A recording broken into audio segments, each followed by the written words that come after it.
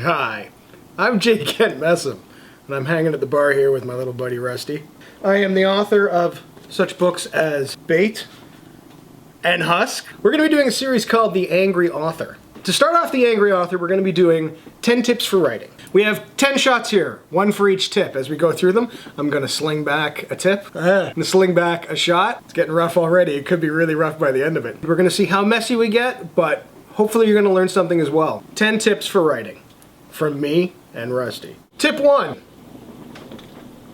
You don't have to write in a linear fashion. This means you don't have to write from beginning to end. It's important that you know this. You can jump all around when you're making a novel. And it's actually best that you do because you're going to avoid writer's block, and you're going to find that by working in different areas, it's going to allow you to draw different conclusions. It's going to allow you to see things in a whole new light from different angles, and it's going to help your storytelling. So you don't have to write in a linear fashion. A lot of people will tell you you do. Don't listen to them. Tip number 2. Oh yeah. It's always a good idea to have more than one project going at any given time. You could be writing your novel, but you could also be writing a short story or two, maybe penning an article, maybe doing a book review. Whatever you're doing, you should always be able to move on to another project when you get stuck with one. Writer's block happens. You're never going to beat it. All you can do is try to dodge it. You're working on your novel, things are going great, bang, you hit a brick wall. Stop working on it. Move to the other thing. Move to that article. Move to that short story. Whatever you're doing, just move away from it and then come back to it, and then you'll be able to tackle it again. So, always have more than 2 things on the go. Tip number 3. Be your own editor. Editors are the unsung heroes of the publishing business. You, however, as a writer, you have to be your own editor. Don't write and think it's somebody else's job to correct your shit. It's your job to correct it as much as possible. You've got to polish that work, you got to polish that novel before you even give it to an editor. And then an editor will take it to an absolute other level that you probably didn't even know existed. So, be your own editor. Tip number 3. Tip number 4, and we're going to do a big shot because it's a big tip. It's a big tip. Ask for and take lots of punishment. Punishment hurts. Knowing that you're terrible at writing hurts. You need to know these things. What you have to do is you have to find yourself an editor or another professional writer and pay them, if you have to, for their opinion. And don't let them sugarcoat it. Get them to come down on you like a ton of bricks, beat you around, smack you. You need to know everything you're doing wrong. You might think you're God's gift to writing. You probably do. I thought I was God's gift to writing. I wasn't. And you're not either. You need to know what you're doing wrong, particularly in the entertainment, because look, there's so many garbage artists around. These are people that have never been told that they suck, and that's why they get away with what they do. So, ask for lots of punishment and take lots of punishment. It's only gonna make you better. Tip number 5. Disconnect. Twitter, Instagram, Facebook, MySpace? People still use MySpace? You know what all these social media platforms are good for? They're good for helping to build a brand. They're good for having an online presence as a writer. You know what else they're really good for? Procrastination, distraction, countless wasted hours. You need to learn how to unplug for long periods of time. Writers, we've all been there. You sit down to write, then you start checking your messages, and you start checking your Twitter feed, and you start seeing what photos your friends have posted, and before you know it, you're 45 minutes, 90 minutes into your writing time, and you haven't written a damn thing. That's why you need to disconnect. The internet is not the be-all, end-all. You're not gonna miss much if you unplug for a while and you get to work. Mr. Director, I don't know how much longer I can do this. Mrs. Director, see, that's a sign right there. The next tip is a really big tip. Tip number 6, learn what good writing is. I don't know how to say this, but you know the guy that has written another book about the same detective, about book number 20, he's not a good writer. You know the other guy that doesn't actually write his own novels anymore, but has other people write them? He's not a good writer. I'm not going to say any names because I don't want to get beaten up or shot or eviscerated online. That's not what good writing is. Good writing is not the best-selling writing. In fact, the best-selling writing is usually the worst writing. Think about it like any music awards. Who's winning the award? Are they the most talented artists?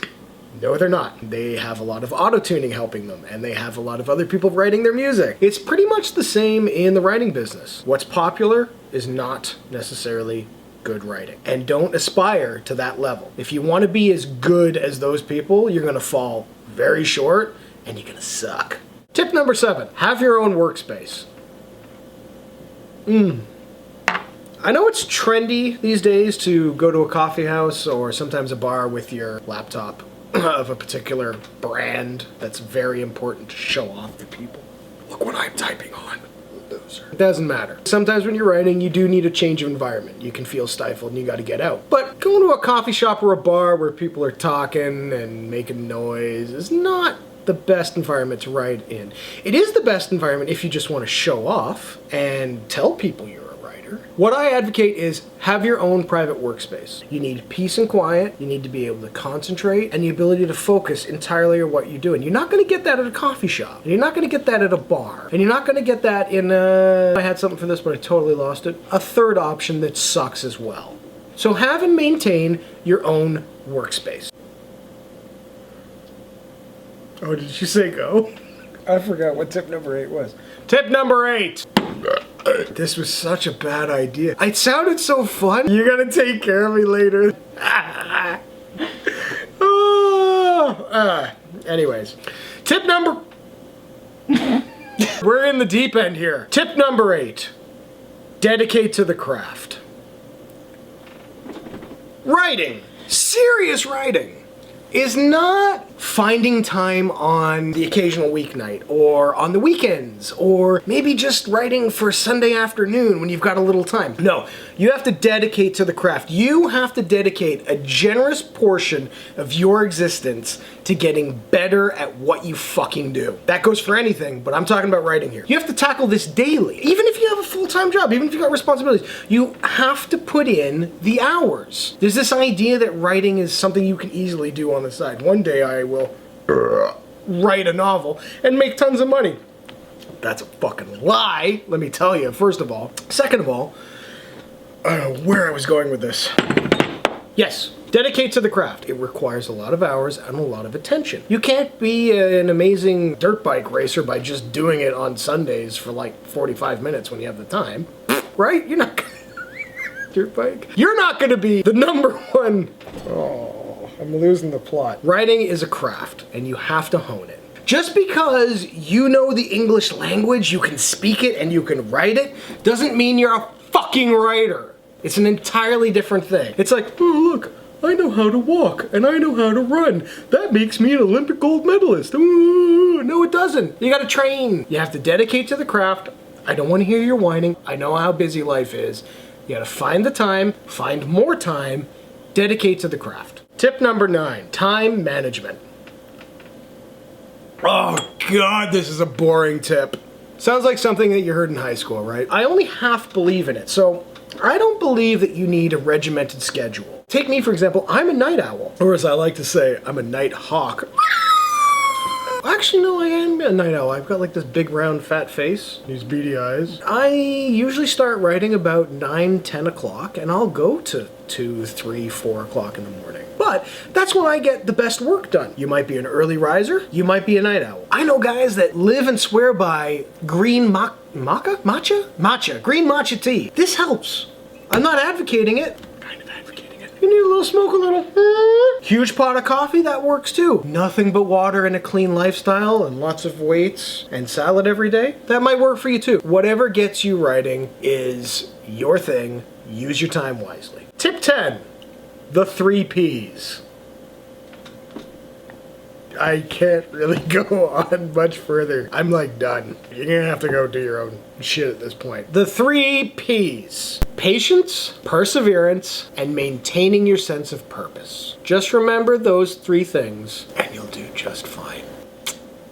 I'm J. Kent Messum, a.k.a. the Angry Author. I've had a better time than I usually have at most bars. Stay tuned because there's gonna be more episodes coming where I'm gonna be quite hostile. If you get a chance, check out, pick up my books, Bait, Husk. 10 Tips for Writing originally appeared on writersdigest.com. You can check out the written version there. And I'll be back with more episodes very, very soon, once I sober the hell up.